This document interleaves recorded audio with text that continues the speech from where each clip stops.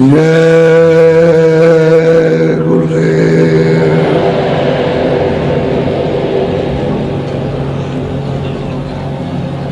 जय गुरुदेव नाम इसका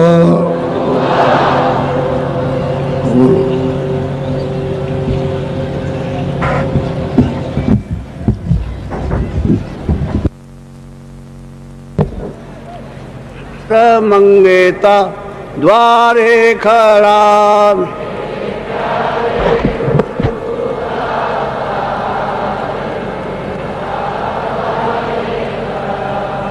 मेरे प्यारे गुरु दातार मंगेता द्वारे खड़ा।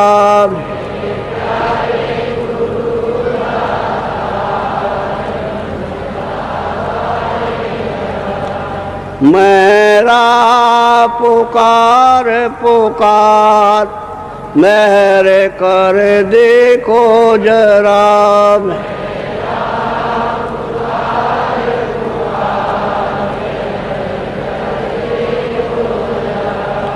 मोहि दीजे भक्ति दान, काल दुख बहुत दिया।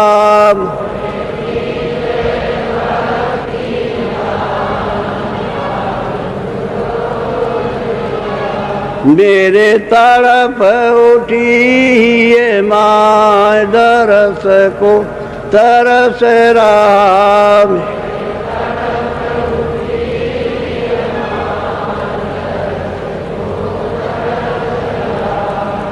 बरसा हो घटाया पार, प्रेम रंग दीजे बाब।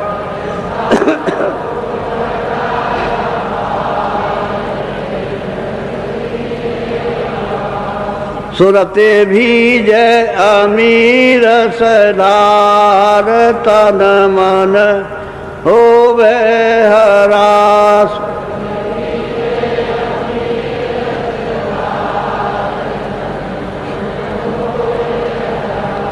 मेरा जीवन सुफल होई जाए, तुम गुण गाऊं सदा।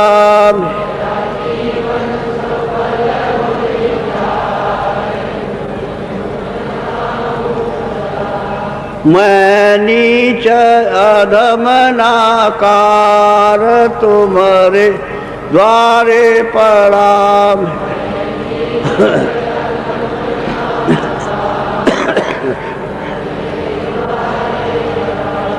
मेरी विनती सुनो धर प्यार, घट उमगाओ दया।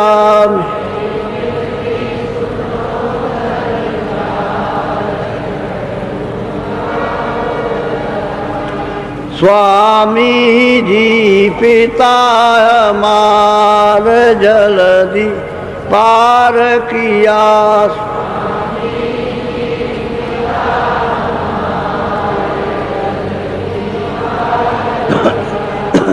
मेरे प्यारे गुरु दातार मंगेता द्वारे खड़ा।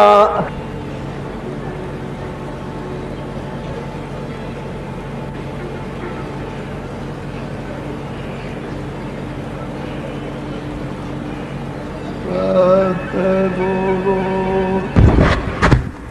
सतनाम तुम बोला को प्रणाम। गुरु सतनाम तो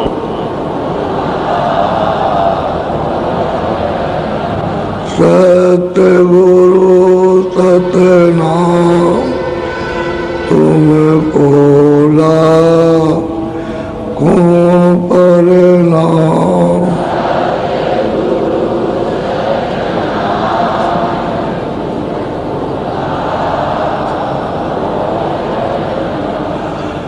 तुम बोला को प्रणाम।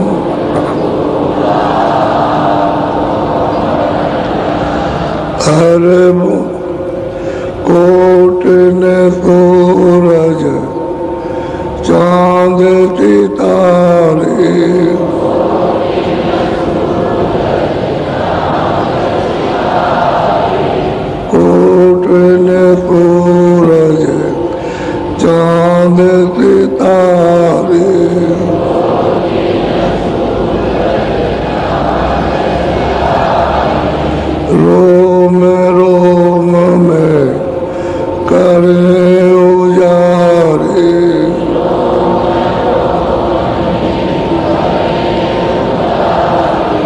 रोम में करे उजारे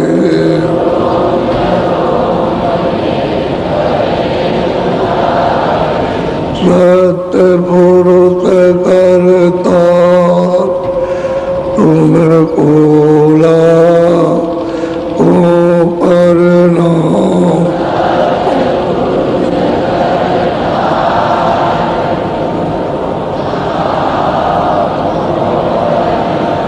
सत्य पुरुष करता तुम कोला हो परनाम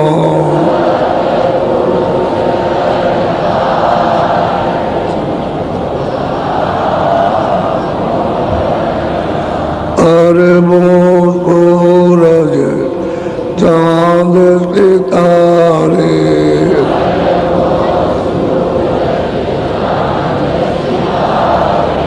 अरबों सूरज चांद सितारे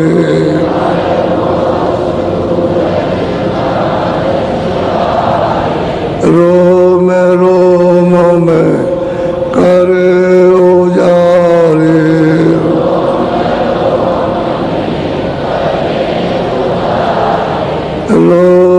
रोम में करे उजारे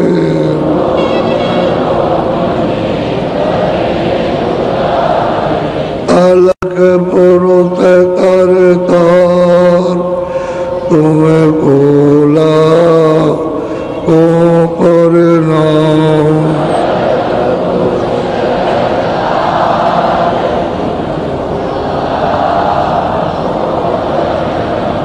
अरबों सूरज चांद सितारे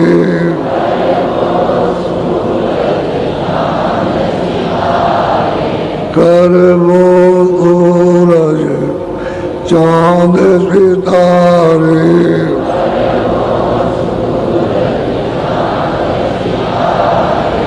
रोम में करे उजारे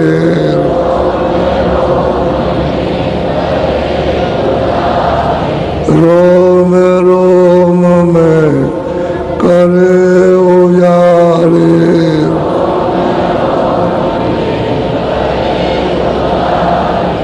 अगम पुरुष करता तुम कोला हो परनाम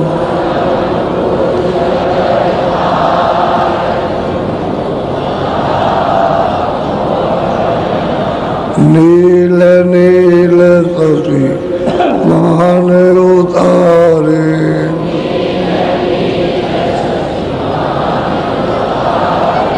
नील नील शशि मान उतारे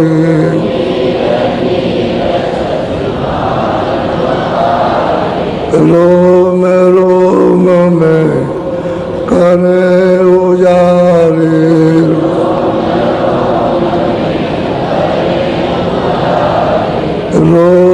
रोम में करे उजारे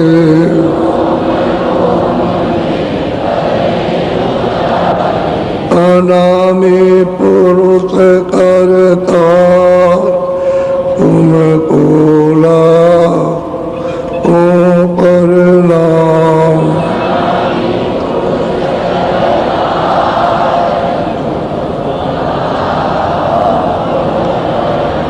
अनामी पुरुष करता तुम कोला ओ परनाम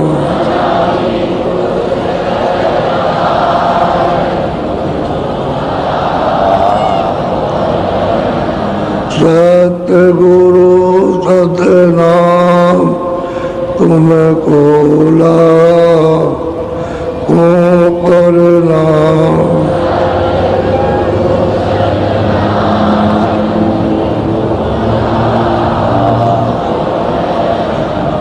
तुम कोला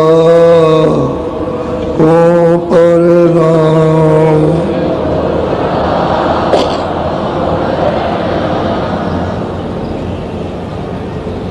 नहीं मिलेंगे तो आप कुछ नहीं जान सकते हो कि मैं कहाँ से आया हूँ, मेरा पिता कहाँ है।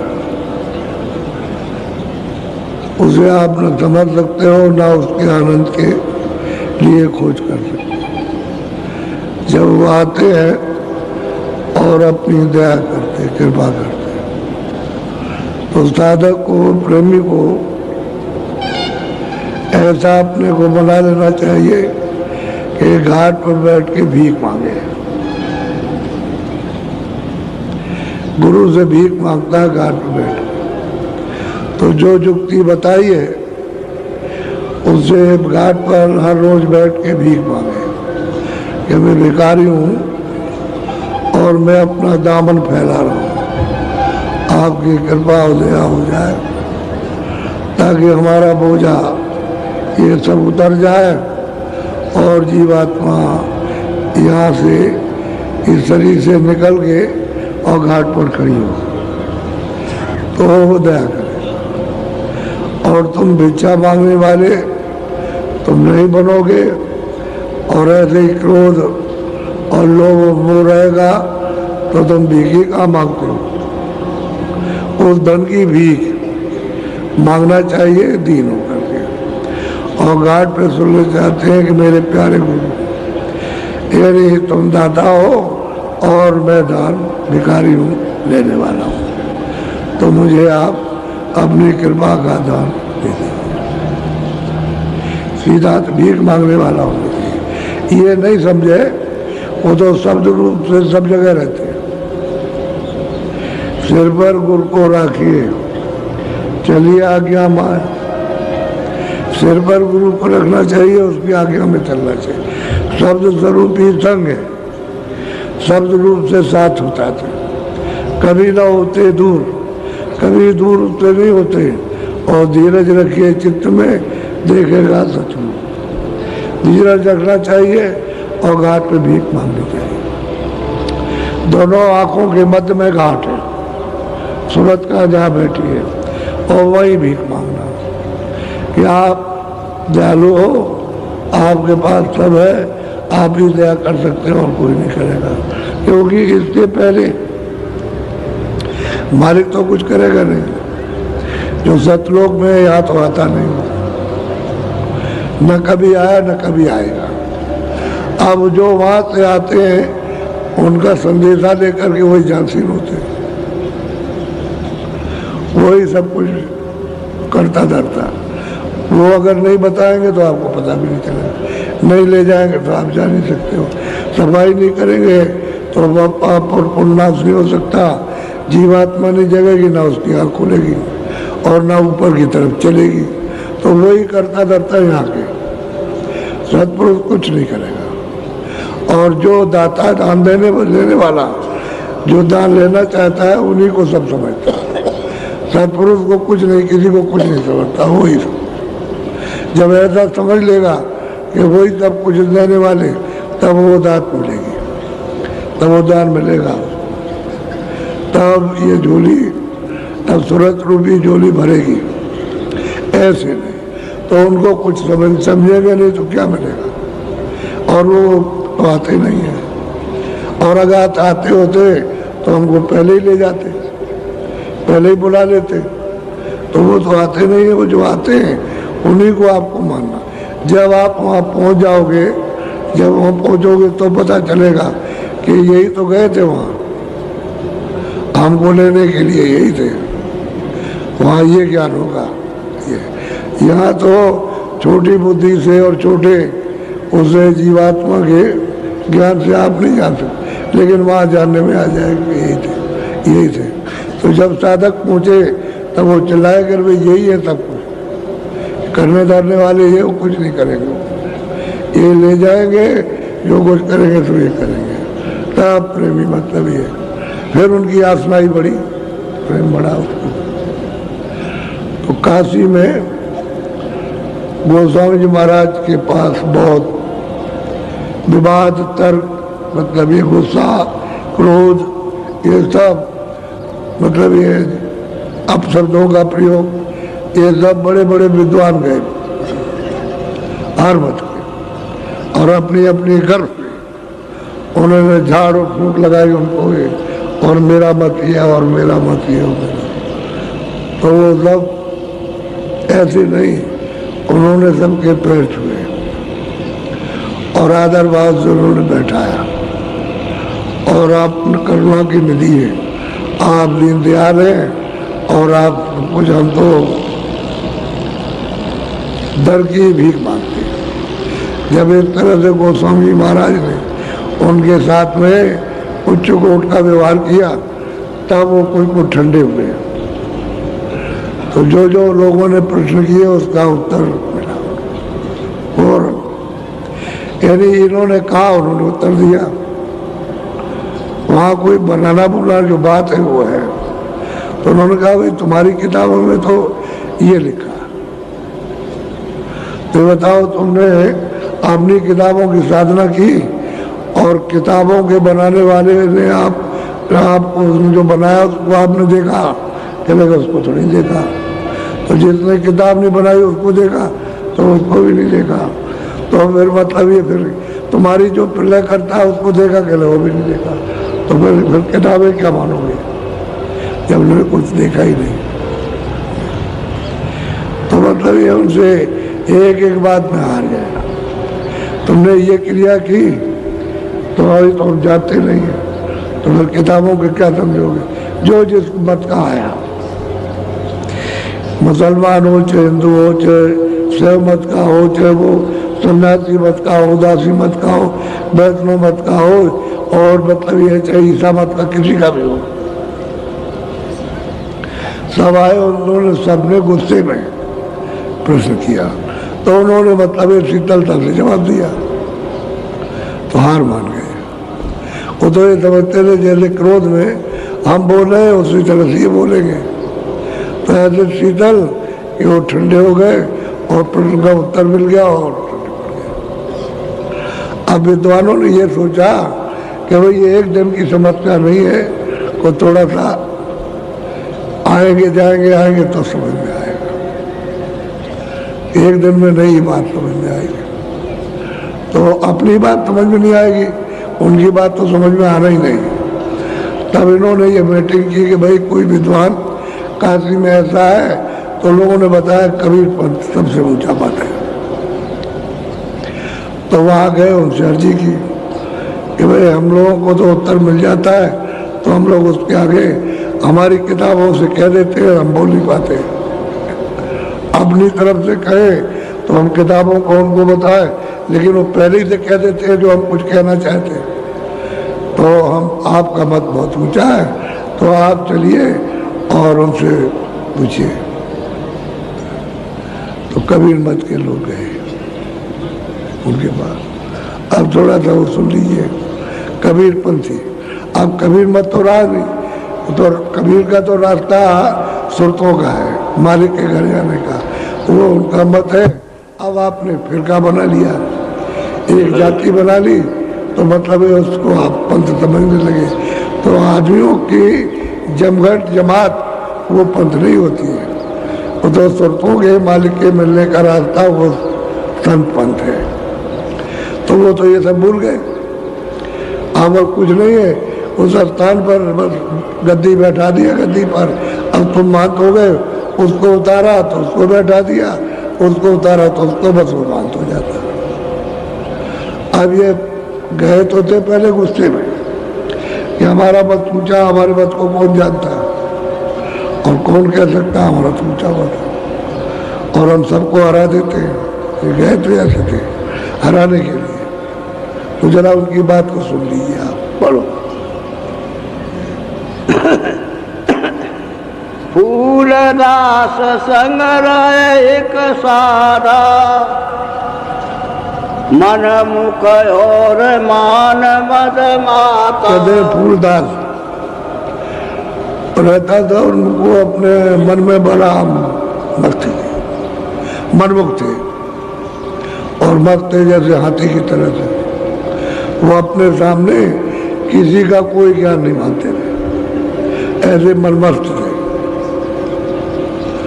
और वो अपने को कहते थे हम साध हैं, साधु हैं।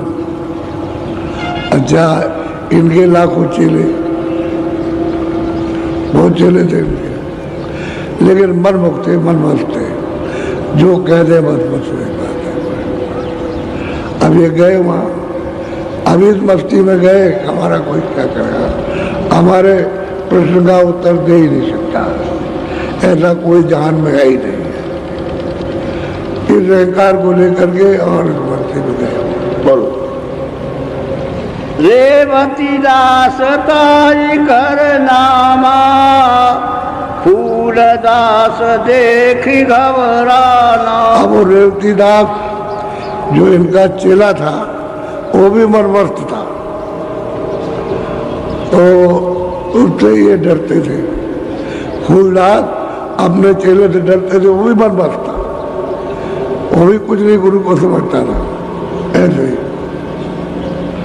तो ये दोनों के दोनों वहाँ, और कुछ जमात और कुछ पालकी वाले, कुछ चोर ढोंढने वाले, चोर उसको कि मक्खी गुरु महाराज पे न बैठ जाए, उसको चोर हिलाते चले ऐसे करते करते। दो चार आदमी इधर, दो चार आदमी इधर, और दो पालकी वाले उधर, दो इधर, और पालकी में बैठ करके और बस गए। तो पालकी तो खैर उन्होंने कुटी के बाहर उतार दी, और वहाँ से कुटी से बाहर, और मतलब ये नीचे रखवाया, फिर उतरे और वे सबके दबाए झुंड बनाकर। बोलो। पुनि बोला मन में ऋषियाना, स्वामी अब चलिए आस्थान। अब उनको प्रश्न करते बहुत देर हो गई, और उत्तर लेते देर हो गई। अब उनसे बातचीत होने लगी तो देर हो गई उनको काफी, और उनका फूलदास का मन मुरझा गया, और दीन हो गए, और समझने की कोशिश करने लगे। वो प्रश्न करे, उसका उत्तर दे दें, और फिर उसके बाद जब उनसे पूछे कि भाई तुम ये तो ये है, और तुमने इसकी साधना की, तो कुछ नहीं, साधना कुछ थी नहीं, खाली पढ़ना था और कुछ नहीं था। तो किताबों में जो लिखा था उसी को पढ़ लेते, उसी के तालमेल में बैठाते। अब वो मतलब ये, जब उनका मन उसमें लगने लगा और मतलब रमने लगा, और दीन हो गए, और उत्तेजित भावना, और बोली नहीं रही, तो वो बैठे सुनते रहे। तो रेवती दास ने कहा कि अरे बहुत देर हो गई, और आप यहाँ क्या करोगे बैठ करके, यहाँ क्या मिलेगा। अब उड़ीसा गुस्सा हुआ उनसे, कई बार बीच में गुस्सा हुआ, और उसने टेगा रहे, चले गए, चलिए गुरुजी चलिए यहाँ से, यहाँ कुछ नहीं है, ऐसा उसने सामने सबके कहा। और गोस्वामी जी महाराज वहाँ बैठे, वो भी उसका प्रश्न और उत्तर दे रहे, प्रश्न उत्तर दे रहे, और सब चीज़ों में उसकी संतुष्टि उसी वक्त होती गई, और मतलब ये विचारधारा में डूब गया। तो रेवती दास कहता है, अरे चलिए यहाँ क्या रखा है, गुस्सा हो गया। तो गुरु महाराज को नाराजगी आई, तो उन्होंने अपनी टोपी और सेली गले में डालते हैं कबीरपंथी, तो टोपी और सेली और माला, ये उसको कहा इधर आओ, उसको सिर पर रख दिया और गले में सेली डाल दी, और माला दे दी कि जाओ तुम कबीर चौरा स्थान पर तुम मानती करना, हमारी जब मर्जी होगी तब हम आएंगे, और नहीं तो जब वो चलने लगा टोपी और सेली डाल करके मस्त हो गया, उनका मन बन गए। अब क्या, जब चलने लगा तो उन्होंने कहा कि हम नहीं आएंगे। फूलदास ने कहा कि हम आस्थान में नहीं आएंगे, तुम अपनी मानती करना, अब पूरी आना। अब ये चला पालकी में बैठकर, अब इसको चोट डालने लगे इसकी। अब वो गुरु महाराज तो अलग हो गए, जो टोपी और शैली पहन ले बस वही पूरा गुरु हो गया, तो इसको पहरा दी गई, भी गुरु हो गया। अब वो कुछ नहीं रहे पूछता, और बच्चों पर चोट डाल के चल रहे थे। तो इतने रास्ते में सोचा कि इतने सुख, इतना आराम, इतने चेले, न धन की कमी है, न मान की कमी है, न इसकी कमी है और न सेवा की कमी। इतने चेले सब मतलब है हाथ में हाथ लिए सेवा, इन्होंने सब सुख त्याग दिए।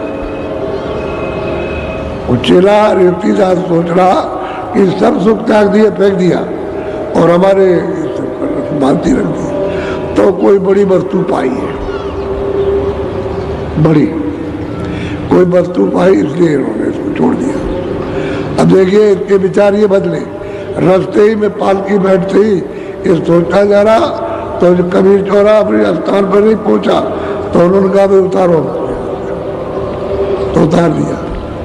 तो मंगलदास उसका गुरभाई था, तो कहा कि देखो ये तुम टोपी लो, ये सेली लो और ये माला लो और तुम कबीर चौरा स्थान पर मानती करो और मैं तो गुरु के पास जाऊंगा। अगर उनको कोई चीज मिल गई होगी तो मुझे भी उनके पास मिल जाएगी, मुझको। बस उसने वही पालकी रखी और उनको पहनाया।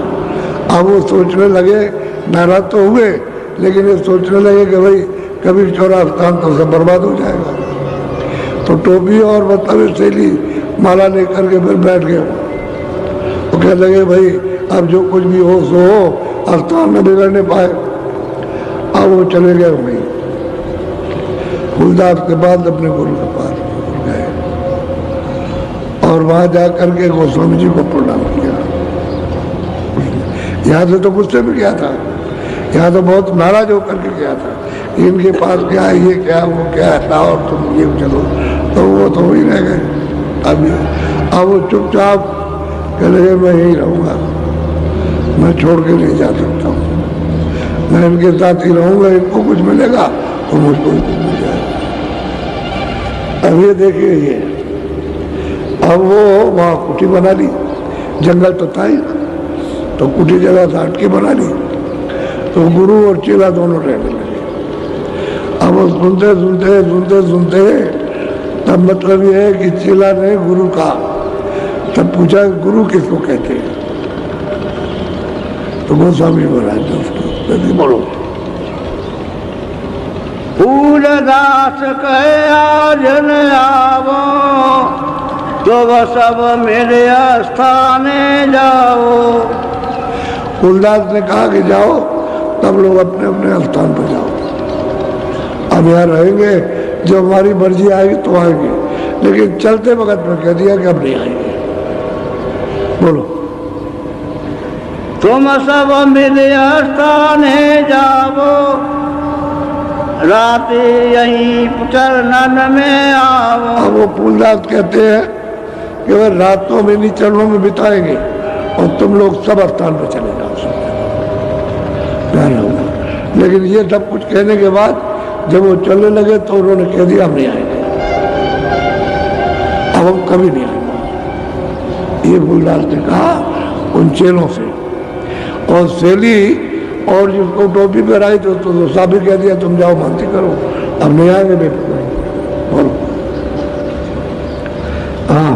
तीन पुण्य तरक की न एक बाता, तुम रहिए इनके साथ। अब उन्होंने तो ये कहा कि भाई अब तो हम इन्हीं के साथ रहेंगे, हम कहीं नहीं जाएंगे, फूलदास में हम इनके साथ रहेंगे, चरणों में हम कहीं नहीं जाएंगे। अब वो तो मतलब ये है कि तो मात बना दिया उनको, अब ये अपना विचार करने लगे, हमको तो ये रहना। बोलो। हमको समझ बूझ पड़ा असलेखा, तुम्हारी गमति कछुआ अचरज देखा। कहते हैं कि भाई हमको कुछ ऐसा समझ पड़ा कि यहाँ कोई अगम चीज है, ये हमारे विचारों में आया और वो इनके पास है, इन्हीं से मिलेगा और कहीं नहीं मिलेगा। ऐसा फूलदास की समझ में जब उन्होंने सेली टोपी दे दी तो ये विचार उनके उठने लगेंगे, चरणों में रहेंगे। हमको कुछ अगम बात सूझ पड़ी, ये ऐसी कोई चीज है, क्योंकि वो तो बात ये मनमस्त थे। अब प्रश्न करने पर सब उनका उत्तर मिल गया, फिर उनके पास कोई प्रश्न ही नहीं रह गया। तब ये बात उनकी समझ में आई, तब उनको ये विवेक आने लगा बुद्धि का। बोलो। गुस्सा खाई बोले अस बोली ले उतार दीनी सोई से। वो गुस्सा खा करके और चेले को स्लिप उसको टोपी से पहना दी, उसको तब जाएगा। अब गुस्सा लगी उनको, अभी तक गुस्सा नहीं आई थी, लेकिन अब गुस्सा लगी उसको जब उसने बार बार कहा। बोलो।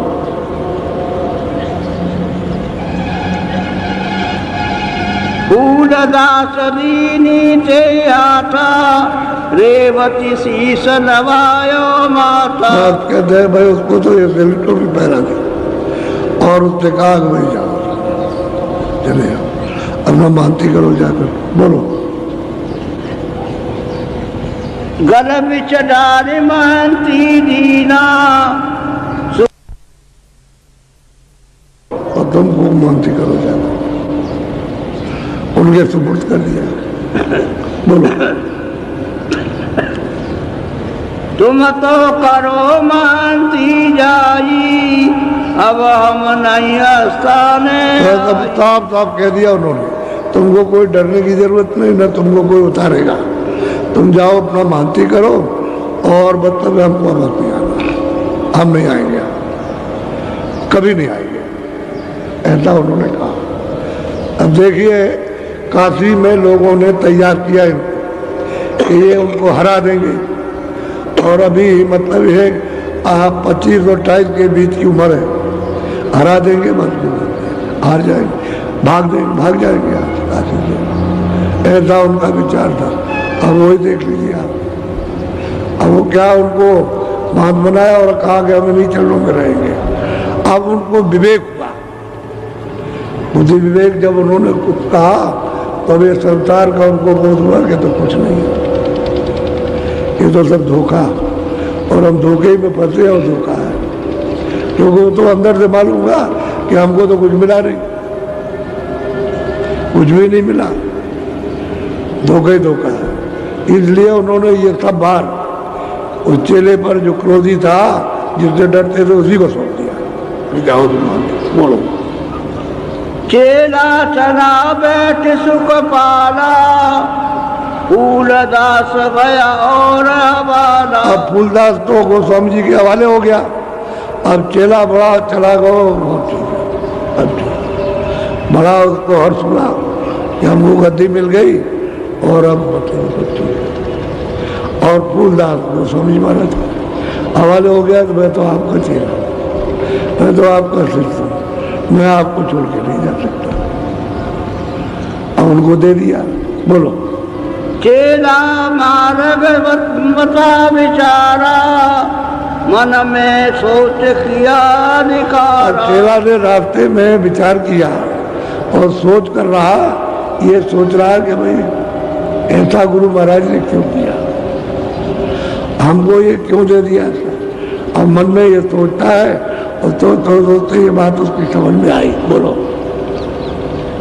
छानी महंती हमको दीना तासे अधिक बात कटती। अब देवतीदास कहता है कि गुरु ने ये सब छोड़ करके और बांती हमको दी है, तो इससे कोई बड़ी वस्तु उनको मिली, इसलिए उन्होंने छोटी सी छोड़ दी।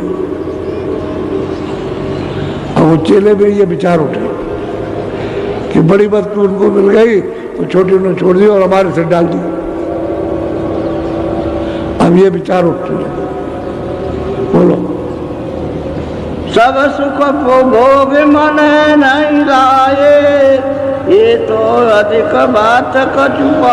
जितने भी सुख थे उनके मन में कोई नहीं भाया, क्योंकि वहाँ तो सब सुख थे, तब आराम था हर तरह का, किसी चीज की कोई कमी तो थी नहीं। तो कि जैसे जितने भी सुख थे उनके, वो सब के सब उनके मन नहीं पाए।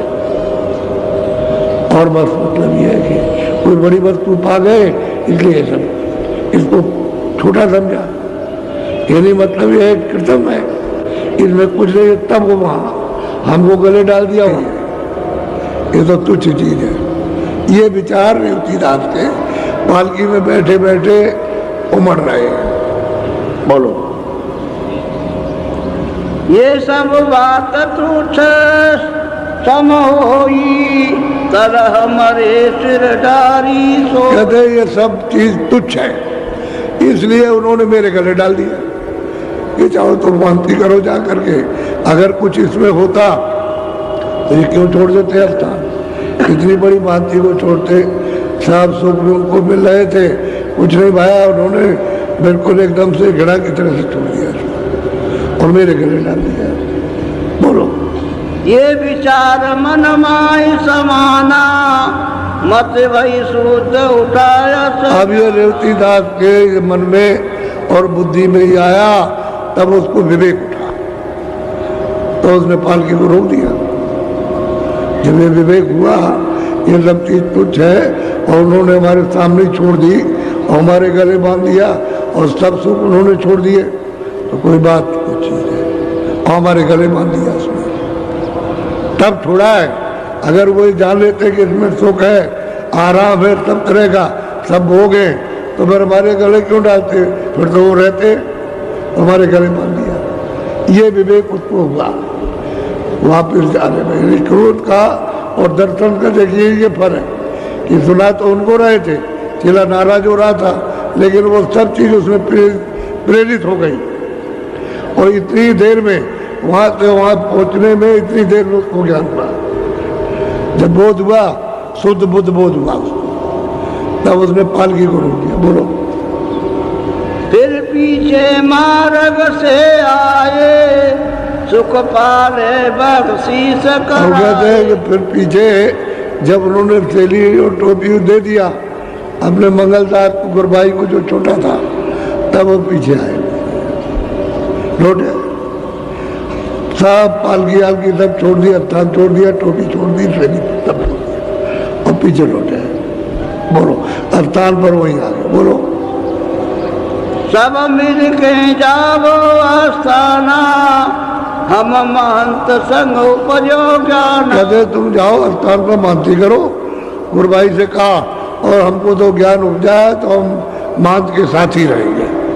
ये रेवतीदास ने कहा, हम उनको अब नहीं छोड़ेंगे, उन्हीं के साथ में। अगर उनको ज्ञान उपजा है, उनके ऊपर दया हो जाएगी तो मेरे ऊपर भी हो जाएगी। उनको कुछ मिलेगा तो मुझे भी मिलेगा कुछ, लेकिन वही रहेंगे। बोलो। मंगल दास रहे गुरु भाई ते टोपी से जीते पैराई। बस उनको पैरा करके भेज दिया, आप लौट आए। वो भी वही का था बेचारा, तो उसको दे दिया कि जाओ तुम करो, हम उन्हीं के साथ रहेंगे जाकर। बोलो।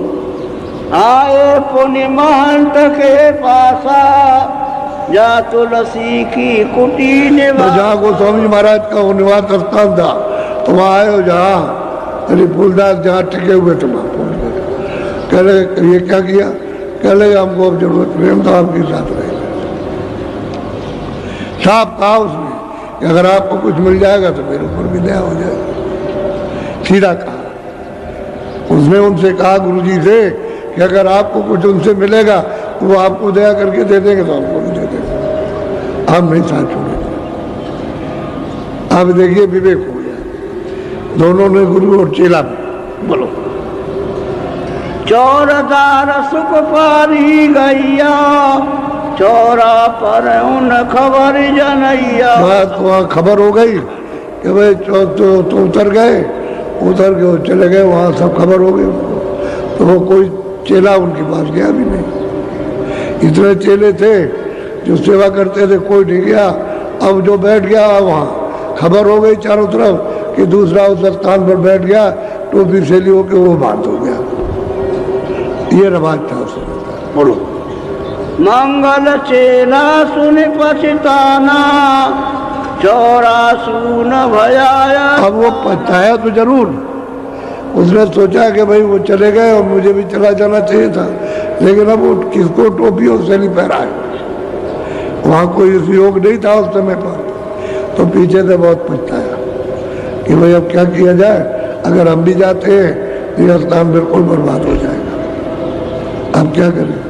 यानी विवेक तो उसमें भी आए कि अगर चले जाए तो यहाँ कोई इस लायक नहीं कि इसको संभाल लेगा, तो फिर क्या करें।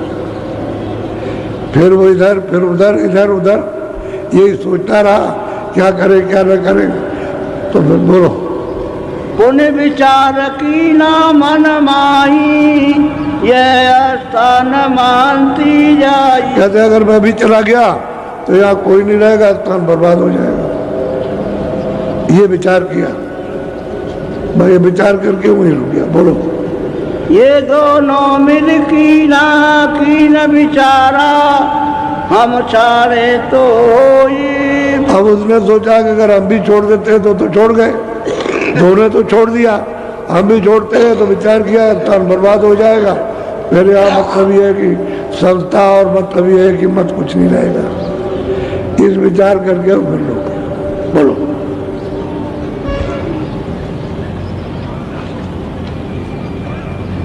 जो कछु होई होई सो होई, अब निभा बिन बने न। कहते हैं भाई जो कुछ होगा वो तो अब होगा ही, लेकिन ये निभा देंगे तब चलो जो कुछ होगा सुनता रहेगा। तो वहीं पर स्थान का महत्व हो गया, कबीर चौरा स्थान का। और ये लोग हमेशा के लिए निकल गए, ये वहाँ बैठ ही जाएंगे कभी। बोलो, मंगल मन में बहुत परेशाना, सेली पहर बैठी स्थान। बस पछताया तो जरूर है, लेकिन उसने टोपी सेली पहन ली, वो स्थान पर बैठ गया, अब वो मानते हो गया। बोलो, रेवती दास कुटी पर आवा, ले पकड़े तुलसी के पावा। बस कहते हैं रेवती दास वो कुटी पे गया, वो स्वामी जी महाराज निकले होंगे तो उनको चरणों को स्पर्श किया कि महाराज मैं तो आप ही के पास रहूंगा, मैं कहीं नहीं जाता। हाँ बोलो, रेवती दास बोले असबानी, मैं रहूं इनके संग स्वामी। कहते हैं उन्होंने हाथ जोड़ के प्रार्थना की कि जहाँ पर ये जिनको मैं गुरु मानता था वो जहाँ रहेंगे तो वहीं आते लीजिए, मैं भी रहूँगा। ऐसा उसने कहा रीतिदास ने, वो स्वामी जी थे। तो ठीक है रहो, क्या बात है, रहो। वो तो दे गई उनको चीज जो कुछ है, जब बोध हो गया, जब ज्ञान हुआ और प्रेम आया तो देना ही है। तो रहो आप। बोलो, कुटी सामने कुटी बनाई, दोनों रहे कुटी के बस कुटी के सामने कुटी बना ली और दोनों वही रहने लगे। वो हृदय तो आता ही जाता था, उसका तो घर था, उसने तो कोई कुटी बनाई नहीं थी, वो तो मुख्य सेवा ही करता था।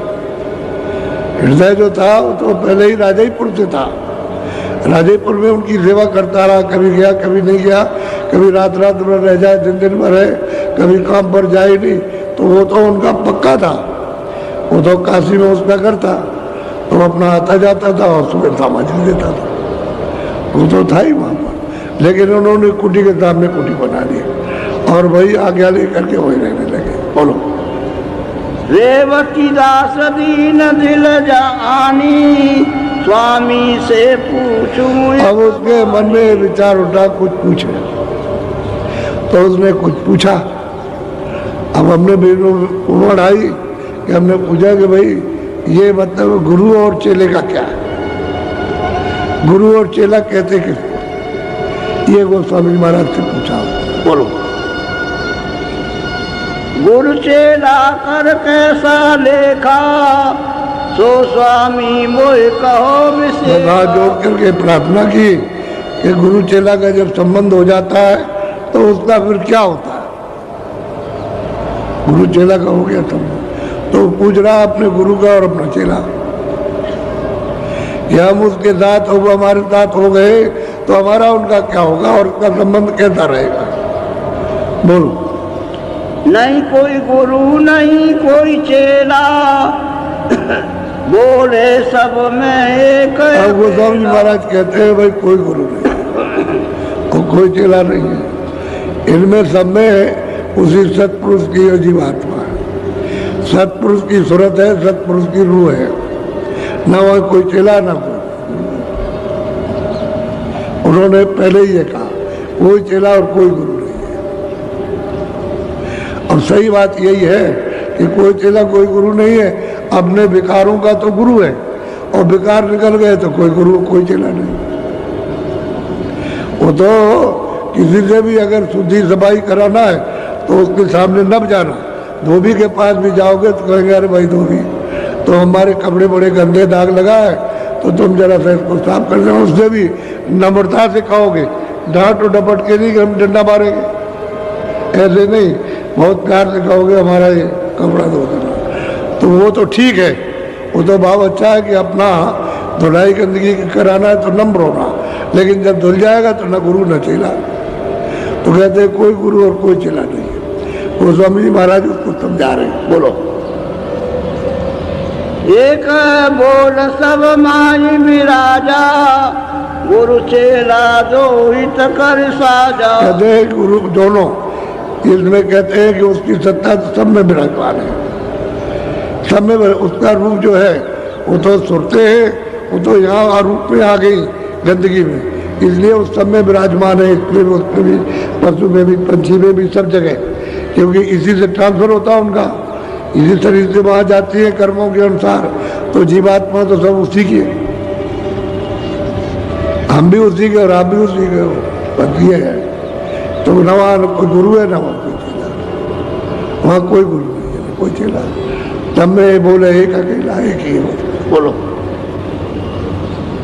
चेला होई नीक विधि भाई, गुरु होई 84। अब गोस्वामी जी महाराज कहते हैं चेला भाव तो ठीक है कि भाई मैं आया अपने विकारों को दूर करने के लिए, अज्ञान को दूर करने के लिए, या जो हमने पूरा अच्छा किया है कर्मों को किया उसकी सफाई के लिए।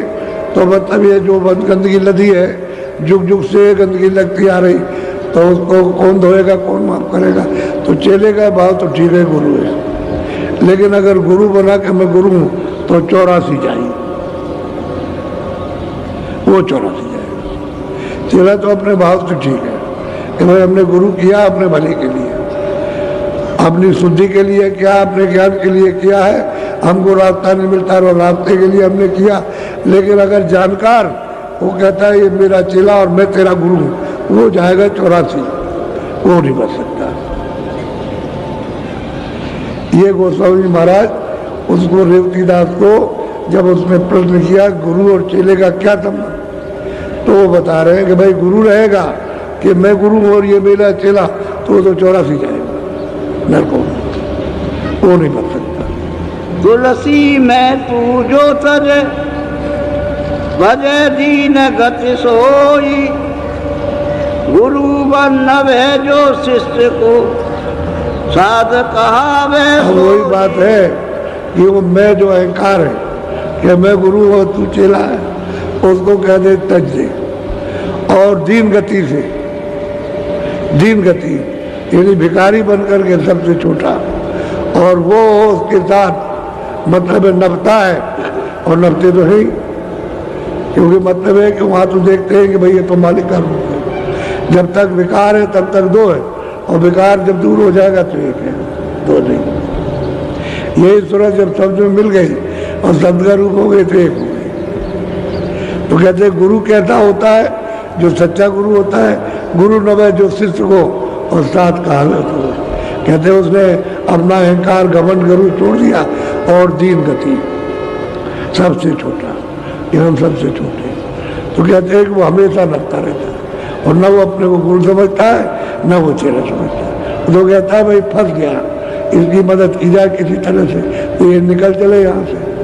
तो कहते हैं नहीं गुरु नहीं चेला, उस सब में बोले एक अकेला बन। उस सतपुरुष जी, अब ये उन्होंने जो भेजा तुमको को ये रूप तो नहीं कहा, अब वो तो जब उनको बोध होगा तो नभेंगे, जब तक बोध नहीं होता तब तक कहता मैं गुरु और मेरे ही चेले। तो कहते हैं ऐसे गुरु 84 जाते हैं, चारों खानों में, पशु पंछियों की योनि में चले जाते हैं। बोलो। तुलसी कह रेवती सुनो, कहो कबीर मुख बात, कह कबीर सब में बसो, वो गुरु चेला। अब कहते हैं रेवतीदास तुम स्थान में बैठ करके गुरु की बात सुनते हो और कहते हो कबीर तो सब में बस रहा, सब में कबीर। उसमें किताबी में लिखा कि मैं सब जगह हूँ, कोई ठौर हमसे खाली नहीं। कहते हो कबीर तो सब में, कबीर तो मालिक है, नाम कोई यहाँ शरीर का नाम नहीं है, तो कहते हो तो सब में बस रहा, और तुम वहाँ गुरु और चेला कह रहे हो। सब में बोले एक अकेला। अब उन्हीं की किताब और उन्हीं के सिर मर दिया, अपनी तरफ से उन्होंने कुछ नहीं कहा। ये गुरु और चेले का संबंध बता रहे, नहीं गुरु नहीं चेला। अब बता रहे अब वो तो गुरु भी वही बैठ गए, तो गुरु चेले का दोनों का ही हो रहा है, यानी वो भी सुन रहे हो चेला भी, दोनों गुरु कुलदास और इतिदास दोनों वही, ये सब सुन रहे हैं। बोलो।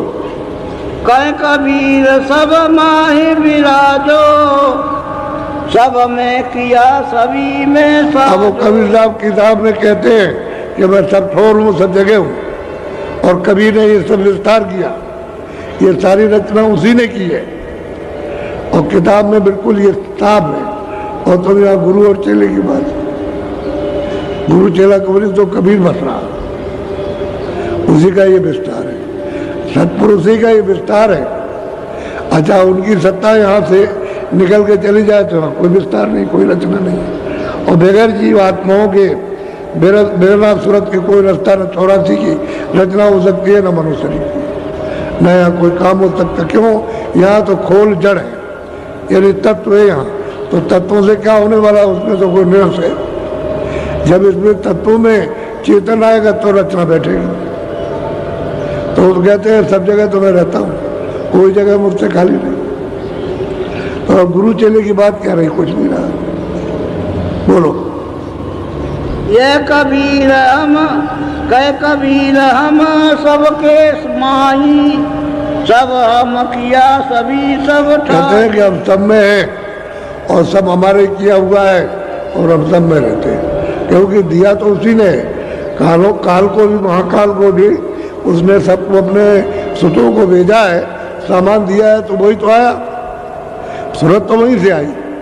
अब ये ऊंची मंजिल पर बैठी है, उसको कह दिया अच्छा तुमको ये हमने दिया, अब तुम इस पर ये करो। जैसे एक छोटा घर बड़ा आदमी होता है परिवार में, तो मालिक समझा जाता है। अब दफ्तर में जाइए कि अच्छा जिले का मालिक ये वो देखेगा, आप सबको देखेगा, इसी तरह से प्रांत का मालिक बना दिया जाता है। ऐसे ही उनको मालिक बना दिया अपने अपने देश का। अच्छा ठीक है, लेकिन सूरतें तो सब वहीं से आई, ये भी वहीं से आई और वो भी वहीं से। ऊंची मंजिल पे बैठी है, वो अपना कारोबार कर रही, काम कर रही है, और हमको नीचे कर दिया, तो हम नीचे आकर के मतलब उसके अधीन है। अब जो उसने कानून बनाया और उसकी हमने खिलाफत की, उसकी सजा दे रही, बस इतनी बात है। और अगर निकलना चाहो तो कहता है कि ठीक है, तुम हमारे देश का करना, पाप पुण्य चुका देना और चले जाओ। वो इसमें नहीं रोक सकता, वो जब रोकेगा तो पाप पुण्य में रोकेगा। अगर आप ना करो पाप पुण्य तो बिल्कुल नहीं रोक सकता, कुछ नहीं, कोई अड़चन नहीं, कोई बाधा नहीं। सब चीज़ से उदास हो जाओ, और कोई आपके पास पाप पुण्य का जो रहे, वो तो प्रारब्ध जो आपके साथ है, शरीर के साथ मिले तो आप निकल जाओ। तो कहते हैं भाई वो तो वहाँ से तो वो भी आए, वो भी तो उतनी सूरत थी, जब चलिए वहाँ से तो ये सुरते चलिए सब बराबर थे। अब हमको नीचे खोल में ला दिया तो हम छोटे हो गए, वो खोलों से ऊपर हो गए तो वो बड़े, बस इतनी बात है।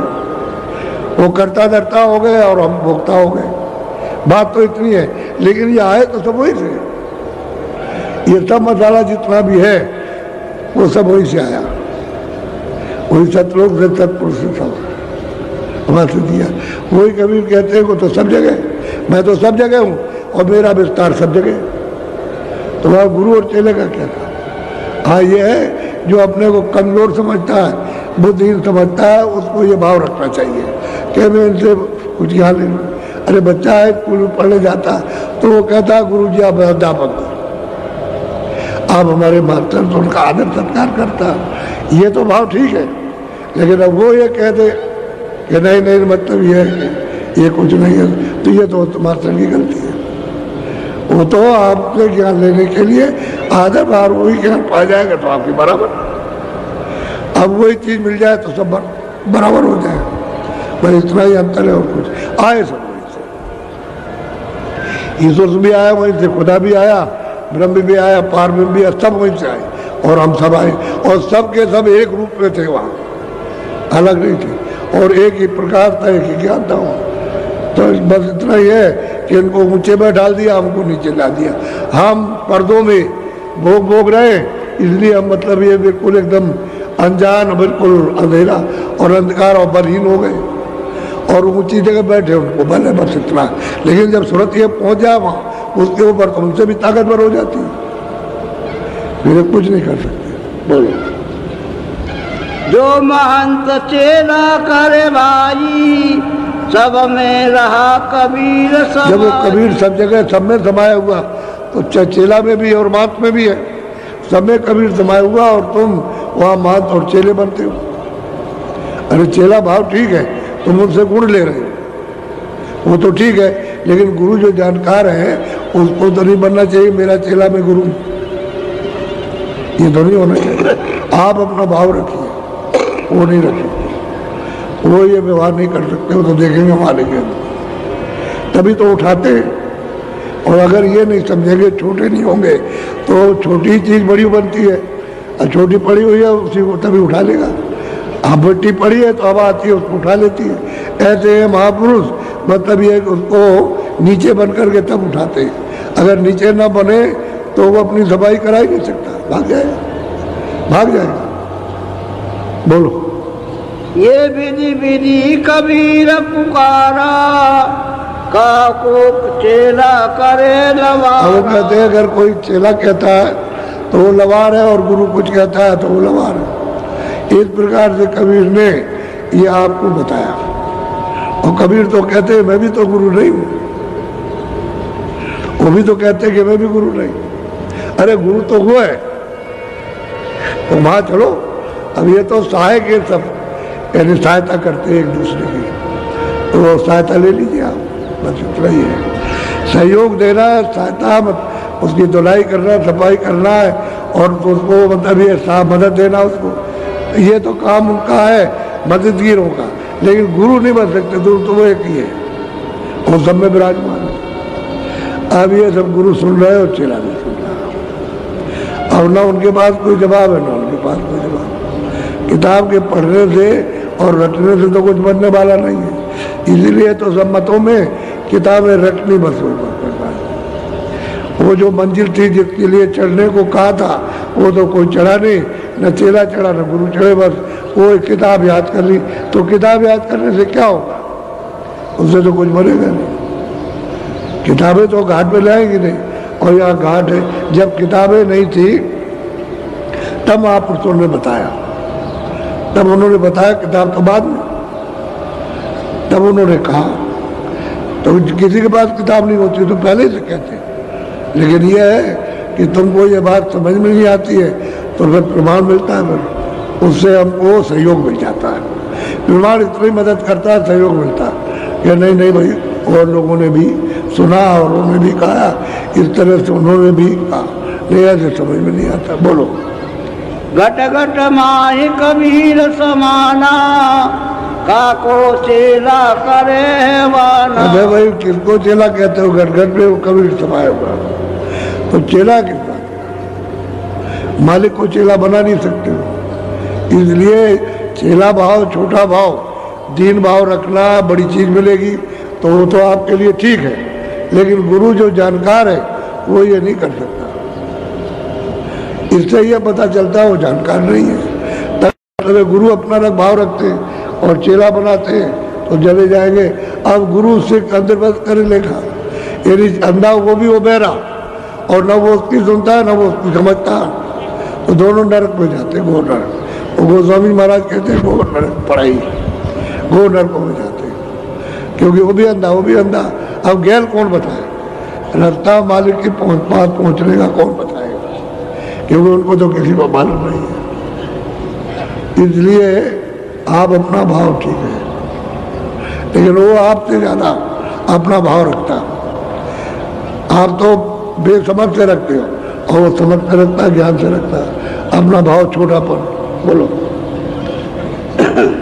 कहा कबीर मोय सब में बूझा, चेला करे आँख नहीं सूझा। भाई क्या करेगा, चेला को तो कुछ दिखाई देता नहीं है, और गुरु अगर है तो उसको जो दिखाई देता है गुरु है तो वो ऐसा कह नहीं सकता।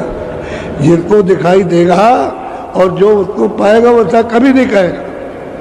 चेला को तो दिखाई देता नहीं, तो चेला अपना ठीक होने के लिए, रास्ता चलने के लिए, जो रास्ते में रोड़े उनको साफ करने के लिए तो मजा चाहिए यहाँ, इसलिए वो गुरु भाव बनाता कि आप बड़े में छोटा हो, बस इतनी बात। और तो कहते हैं कि कोई गुरु कोई चेला नहीं है। बोलो।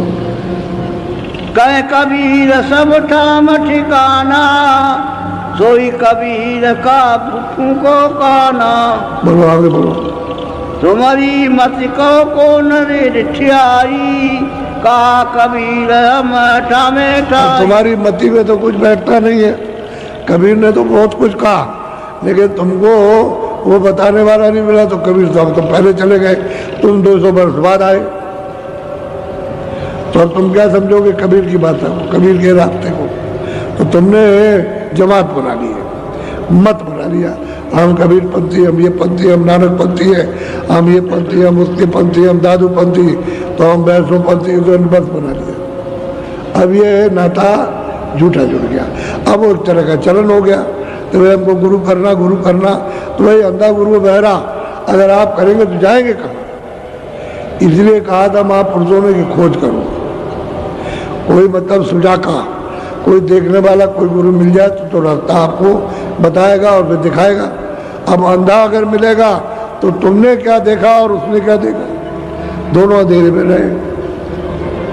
अब एक दूसरे को पकड़ेंगे तो कुएं में कोई गड्ढे में गिरेंगे जाकर के, तो 4 खानों का और नरकों का गड्ढा ही है, और वहाँ कौन सा सफा मैदान है और सांप है, वहाँ तो कोई अमृत है नहीं है। इसलिए दोनों के दोनों अंधे हैं। तो समझ बूझ की बात कि भाई खोज करो, कहीं ना कहीं मिल जाएंगे। जब वो मिल जाएंगे तो आपको मतलब ये फिर रास्ता देंगे, तो जब रास्ता बताए तो चल पड़ो, सीधी सीधी बात है। बोलो। तुम्हारी मति को कौन ठिड्या हिराई, कहा कबीर हमारे। और वो कहते हैं फूलदास देवदास, तुम्हारी मति तो हिरा गई, कबीर ने कुछ कहा तुम कुछ समझ रहे हो। उन्होंने तो कहा था कि मालिक के पास चलो, ये काल का देश है, निकल चलो अपने देश में, और तुम कुछ सोचने लगे, तुम यहाँ मानती हो चेले बनाने लगे, ये मानती चेले तुम्हारे काम नहीं आएंगे। बोलो। वो कहते हैं इस तरह का व्यवहार है ये। चेले ने देखी कितनी बड़ी ऊंची बात कही कि गुरु का और चेले का नाता क्या है।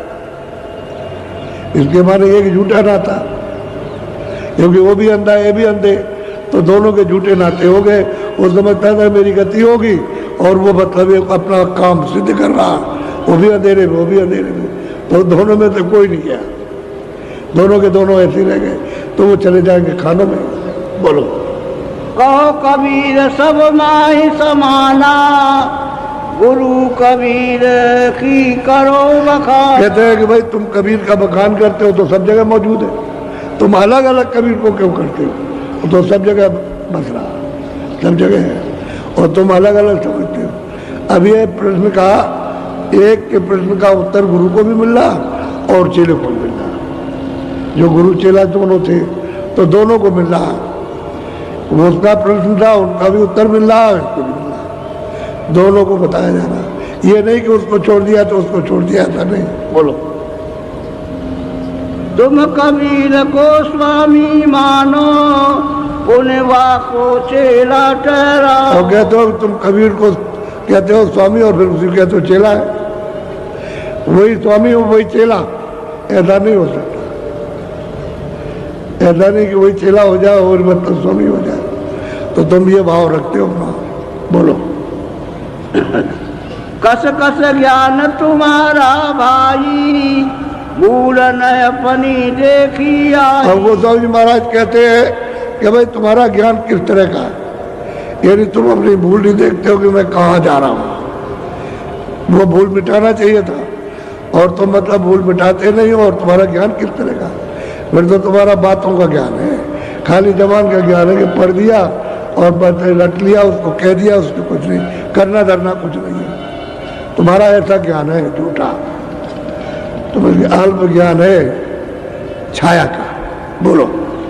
अस अगम निगम का ज्ञान सुनावो, अपने घर की भूल न पाओ। अब बात यह है कि बात तो तुम कहते हो कि भाई इधर से उधर है, उधर से उधर, वहाँ पहुँच जाओ, वहाँ पहुँच जाओ, और ये, और बात कुछ नहीं जानते हो, ना उधर जानो ना इधर जानो, और कहते हो लोगों से कि हम मतलब ये बहुत कुछ जानते हैं और हमारा मत बहुत ऊँचा है।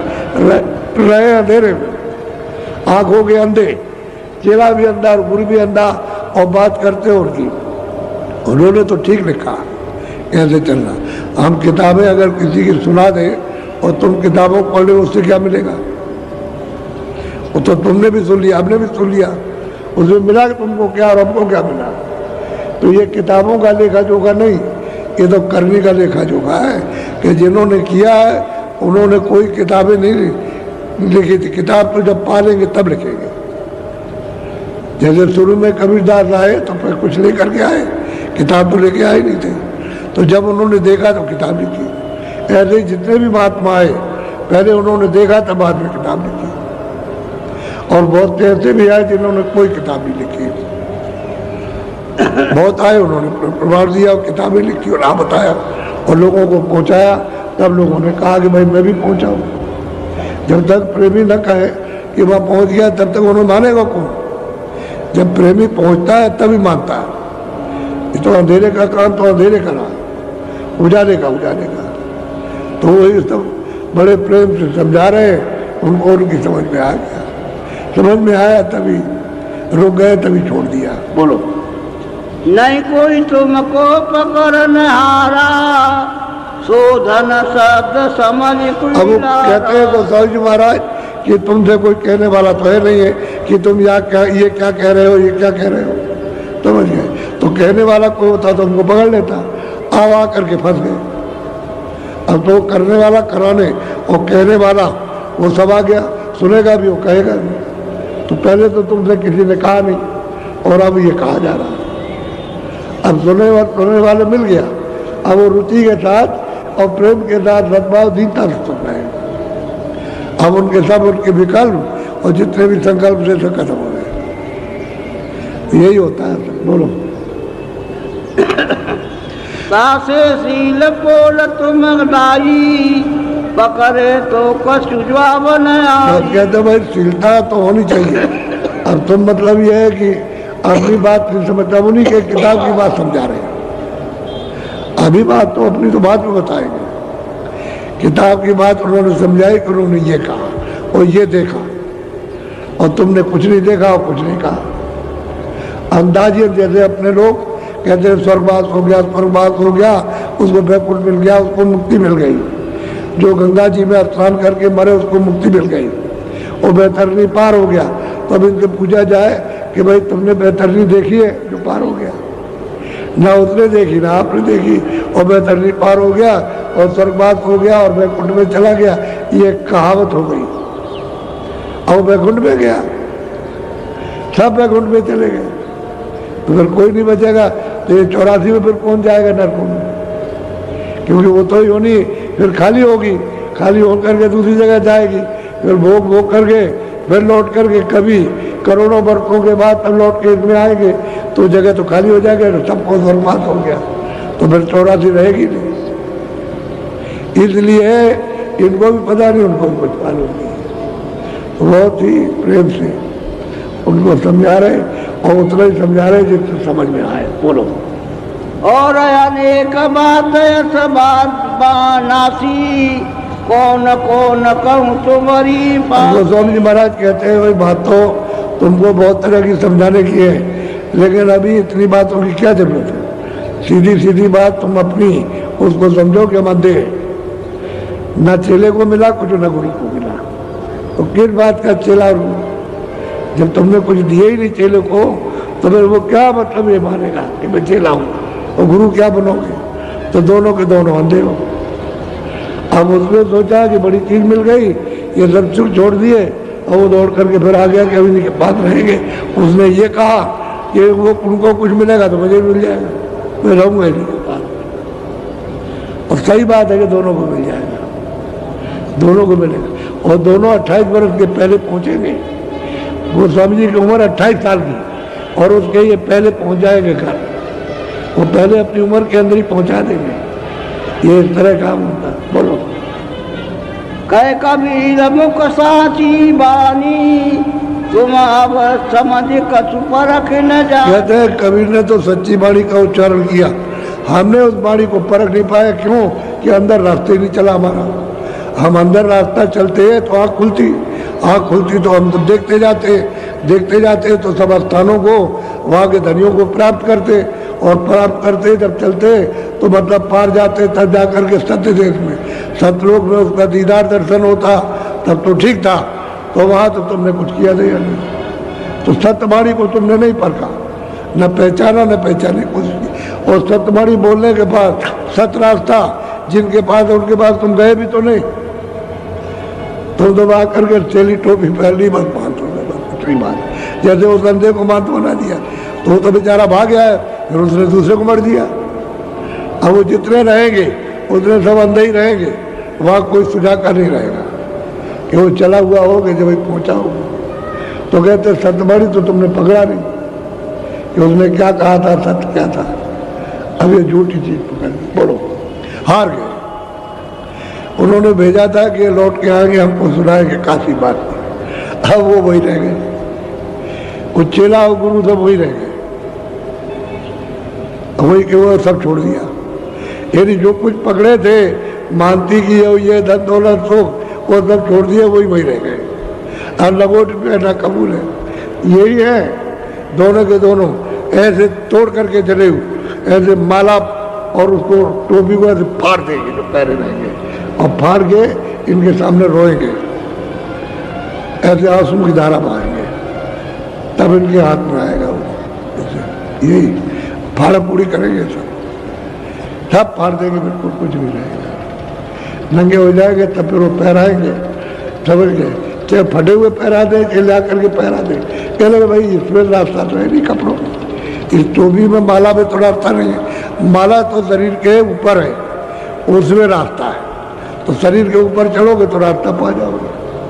तो ये बताएंगे उनको रास्ता, तब ये वही साधन करेंगे।